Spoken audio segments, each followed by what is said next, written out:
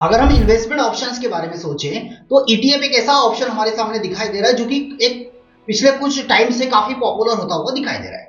तो कहीं आप भी तो ईटीएफ में इन्वेस्टमेंट करने के बारे में नहीं सोच रहे हैं, और अगर सोच रहे हैं तो क्या आपको ईटीएफ के एडवांटेज और डिसएडवांटेज पता है? इस वीडियो में हम जानेंगे कि ईटीएफ होते क्या है, क्या एडवांटेज हो सकते हैं और कितने टाइप्स के ईटीएफ होते हैं। वो सारी बातें इस वीडियो के अंदर हम करने वाले हैं, तो वीडियो को एंड तक जरूर देखिएगा। साथ ही चैनल पर अगर नए हैं तो चैनल को सब्सक्राइब कर लीजिए और बेल आइकन को प्रेस करना बिल्कुल मत भूलिएगा। लास्ट वीडियो में हमने बात की थी कि स्टॉक्स, म्यूचुअल फंड और ईटीएफ तीनों के कंपैरिजन में बेस्ट क्या है और कहां पर आपका कितना रिस्क है, वो सारी बातें हमने की थी। अगर वीडियो नहीं देखा है तो वो वीडियो भी आप चैनल पर जाकर जरूर देखिएगा। चलिए बात की शुरुआत करते हैं ईटीएफ होते क्या है। जैसे ही ईटीएफ उसके नाम से ही क्लियर है, एक्सचेंज ट्रेडेड फंड, जो कि किसी कंपनी के शेयर जैसे हम एक्सचेंज में ट्रेड होते हैं, ऐसे ही ईटीएफ भी वहां पर ट्रेड्स होते हैं। इसी तरीके से ईटीएफ भी आप बाय और सेल इजीली आप कर सकते हैं, प्रॉपर इसके चार्ट्स भी होते हैं, वो सारी चीजें आप इजीली फाइंड कर सकते हैं।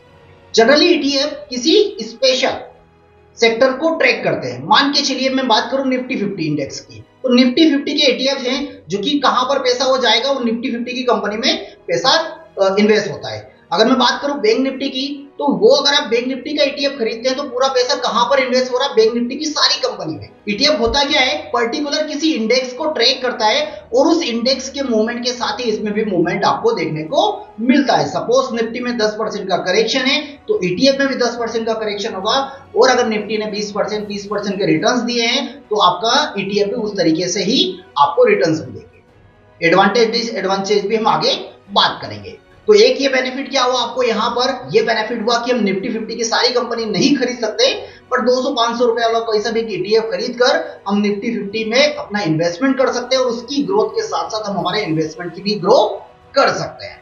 चलिए अब इन ईटीएफ होते कौन कौन से टाइप्स के हैं और कैसे पैसा आपको लगाना होता है। तो ईटीएफ में जनरली होता है स्टॉक वाइज ईटीएफ, मतलब कि जिसमें अलग अलग इंडेक्स होते हैं। स्मॉल कैप हो गया आपका, लार्ज कैप, मिड कैप।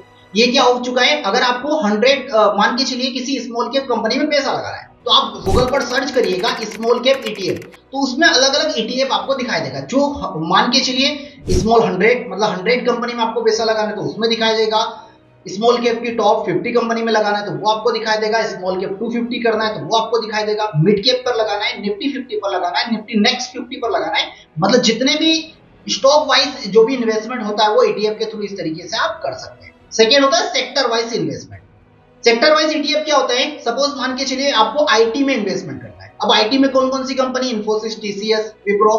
अब पर्टिकुलर किसी एक कंपनी का शेयर तो आपको खरीदना नहीं है। हमने क्या किया, हमने ओनली आईटी का एक ईटीएफ खरीद लिया। तो वो पैसा कहां पर होगा, ईटीएफ के पीछे भी फंड मैनेजर होते हैं जो कि डायरेक्टली वो आपके सामने प्रेजेंट नहीं है, बट हाँ वो आप जैसे किसी कंपनी का ईटीएफ खरीदते हैं तो वो पूरा पैसा कहां पर जाता है, उस आईटी, अगर आप आईटी खरीद रहे हैं तो आईटी में पूरे शेयर्स में डाइवर्सिफाई हो जाएगा।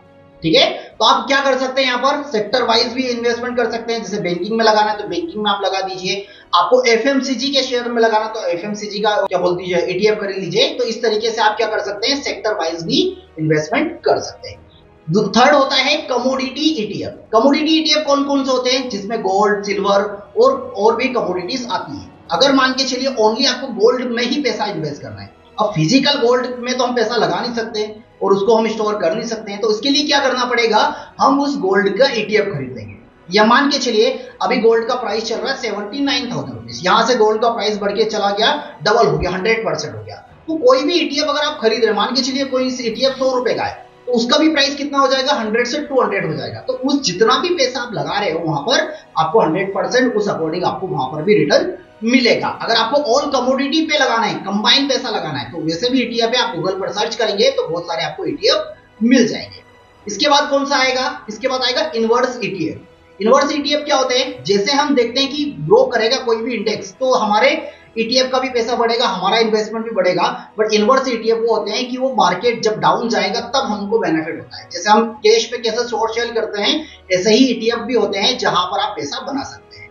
और लास्ट होता है बॉन्ड ईटीएफ, जिसमें आपकी रिस्क कम होती है, जिसमें सरकारी पैसा जाता है, गवर्नमेंट बॉन्ड्स होते हैं, वहां पर आप लगा सकते हैं। तो इस तरीके से आप बॉन्ड में भी इन्वेस्टमेंट करके आप पैसा बना सकते हैं।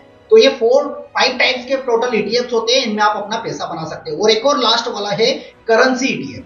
अगर आपको करेंसी में पैसा लगाना है हमारे पास इतना पैसा नहीं है, तो उस कंडीशन पर हम करेंसी वाले ईटीएफ भी खरीद सकते हैं। आप गूगल करेंगे तो करेंसी ईटीएफ भी बहुत सारे आपको मिल जाएंगे। इसके थ्रू आप बिटकॉइन, डॉलर, जो भी आपको खरीदना है वो खरीद सकते हैं। साथ ही साथ अब अदर कंट्री के भी शेयर्स खरीद सकते हैं ईटीएफ के जरिए। अगर आपको लगता है कि नेस्डेक में अगर आपको पैसा लगाना है तो आप नेस्डेक ईटीएफ डालेंगे तो वहां पर भी आप अदर कंट्री में भी पैसा आप इजीली लगा सकते हैं। चलिए, तो पहले हम बात कर लेते हैं ईटीएफ के एडवांटेज के बारे में। तो एडवांटेज में पहले नंबर पर क्या आता है कि इन्वेस्टमेंट ऑप्शन। हमारे पास ईटीएफ में पैसा लगाने के लिए बहुत सारे ऑप्शन है। हम किसी भी इन्वेस्टमेंट में, किसी भी सेक्टर, कहां पर भी हम इन्वेस्टमेंट कर सकते हैं। मतलब कि हमारे पास ऑप्शंस बहुत ज्यादा है इन्वेस्टमेंट करने के लिए। सेकेंड है डाइवर्सिफिकेशन, मतलब कि आपको अगर पैसा लगाना है, आपको आईटी में पैसा लगाना है तो आप आईटी में पैसा लगा सकते हैं। आपको बैंकिंग में पैसा लगाना है तो आप बैंकिंग में पैसा लगा सकते हैं। मतलब कि अगर आपके पास 1 लाख रुपए हैं तो आप उस अलग अलग सेक्टर में उसको इजीली डाइवर्सिफाई कर सकते हैं। थर्ड नंबर पर आता है इजी ट्रेडिंग।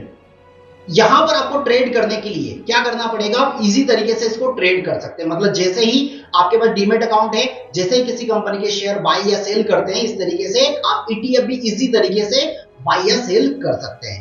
फोर्थ है लो कॉस्ट, मतलब कि यहां पर अगर आप ट्रेड कर रहे हैं तो यहां पर आपको मिनिमम कॉस्ट के साथ आप यहां पर पैसा लगा सकते हैं। मतलब कि अगर हम क्या बोलते हैं किसी भी कंपनी के शेयर खरीदे तो वहां पर जितना ब्रोकरेज लग रहा है उस अकॉर्डिंग अगर यहां पर ब्रोकरेज लगेगा तो काफी हाई जाता है। तो उसके कंपैरिजन में यहां पर एक लो कॉस्ट के साथ हम काम करते हैं। टैक्स फ्री पैसा, अगर आप ईटीएफ में काम कर रहे हैं, ईटीएफ में पैसा बना रहे हैं, डिविडेंड का बेनिफिट अगर आप ले रहे हैं तो आपको इस पर टैक्स पे नहीं करना पड़ता है। ठीक है, अब बात करते हैं ईटीएफ के डिसएडवांटेज। तो डिसएडवांटेज क्या क्या है?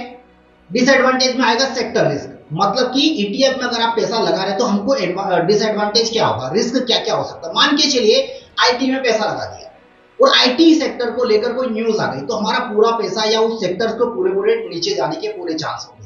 इस कंडीशन पर हमारा पूरा पैसा क्या हो जाएगा, या तो ब्लॉक हो जाएगा या हमको एक बड़ा नुकसान भी देकर जा सकता है। इसके बाद क्या है ट्रैकिंग एरर, मतलब कुछ ऐसे ईटीएफ होते हैं जो उस इंडेक्स को प्रॉपर ट्रैक नहीं कर पाते हैं। उस ट्रैक नहीं कर पाने के कारण वो इंडेक्स तो मूव कर गया बट हमारा ईटीएफ मूव नहीं करता है, तो वो जो डिफरेंस होता है उसके कारण हमको प्रॉफिट नहीं हो पाता है। मतलब कि निफ्टी यहाँ से 20% मूव दे गया बट कुछ ईटीएफ हैं जो कि प्रॉपर 20% का मूव दे रहे हैं, बट कुछ ऐसे ईटीएफ भी थे जो कि वो मूव को नहीं पकड़ पाए और वो ट्रैकिंग एरर में आता है। तो हमको जिसमें कम ट्रैकिंग एरर है ऐसे ईटीएफ को हमको सिलेक्ट करना चाहिए। इसके बाद क्या आएगा, इसके बाद आएगा वॉलेटिलिटी, मतलब कि क्या होगा डिसएडवांटेज में कि ईटीएफ में जब भी हम खरीदारी या बिकवाली करते हैं तो कई बार हमको बायर और सेलर नहीं मिलते। मतलब कि वहां पर क्या होता है लिक्विडिटी की कमी होती है, तो उस लिक्विडिटी के कारण हम प्रॉपर मार्केट में एंटर या एग्जिट नहीं कर पाते। तो एक ये डिसएडवांटेज हमको दिखाई देता है। साथ में क्या दिखाई देती कॉस्ट, मतलब कि अगर हम अदर स्टॉक्स या शेयर्स के कंपैरिजन में अगर देखें तो अगर ब्रोकर यहां पर अगर चार्जेस बढ़ाना स्टार्ट कर देंगे तो शेयर्स के कंपैरिजन में हमको यहां पर हाई कॉस्ट पे करना पड़ेगा।